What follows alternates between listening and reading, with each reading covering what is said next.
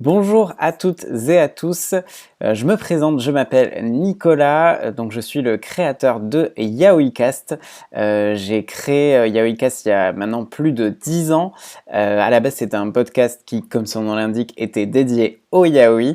Aujourd'hui, mon activité principale, elle est sur mon blog yaoicast.fr et surtout sur mes réseaux sociaux, Facebook un peu, mais surtout Twitter, Instagram et depuis quelques mois, Twitch, chaîne sur laquelle je propose des stream reviews, mais aussi par exemple des Boys Love Quiz où vous pouvez gagner des mangas, donc des lots de mangas. J'ai été contacté par Event Yaoi et merci beaucoup à Event Yaoi de me donner la possibilité de partager un coup de cœur sur la thématique, donc toujours du Boys Love lycéen. Et donc pour cette thématique, j'ai choisi de vous parler d'un one-shot que j'adore qui s'appelle The First Love Melt in Ultramarine.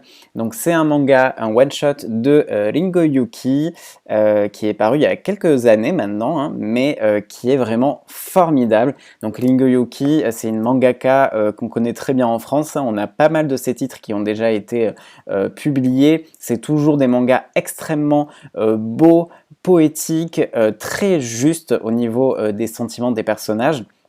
Et là, on est totalement là-dedans avec The First Love Melt in Ultramarine. Et la raison pour laquelle j'ai choisi de vous présenter ce titre dans la thématique du Boys Love lycéen, c'est parce que c'est un manga qui aborde une thématique qui est très importante et très présente malheureusement dans le parcours scolaire et notamment au lycée, c'est le harcèlement scolaire.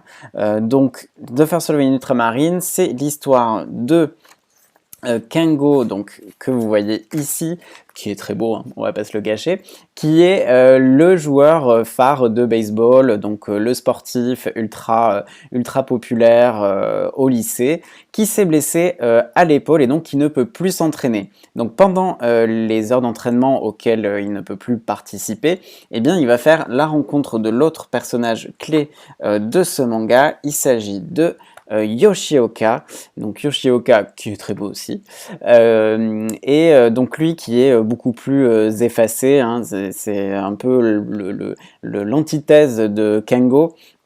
Et il a été déscolarisé pendant 1 an. Donc au début, on ne va pas trop savoir pourquoi.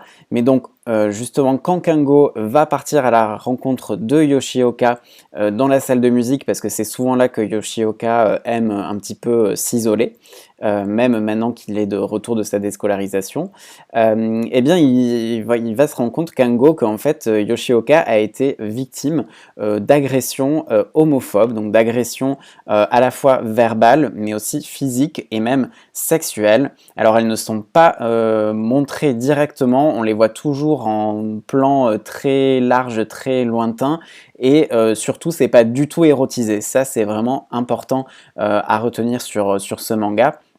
On a vraiment l'aspect négatif, 100% négatif, une approche vraiment assez frontale de l'agression, alors qui n'est pas violente parce que les agressions sont suggérées du fait qu'on les voit de très loin, et surtout c'est sur en général 1 ou 2 cases, et c'est essentiellement dans le chapitre 2.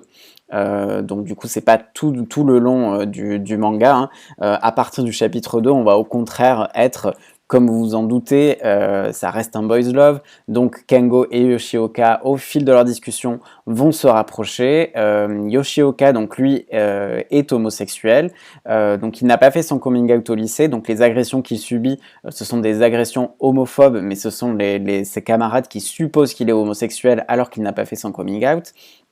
Et donc les deux, évidemment, vont se rapprocher. C'est là que vient la lueur d'espoir de ce manga.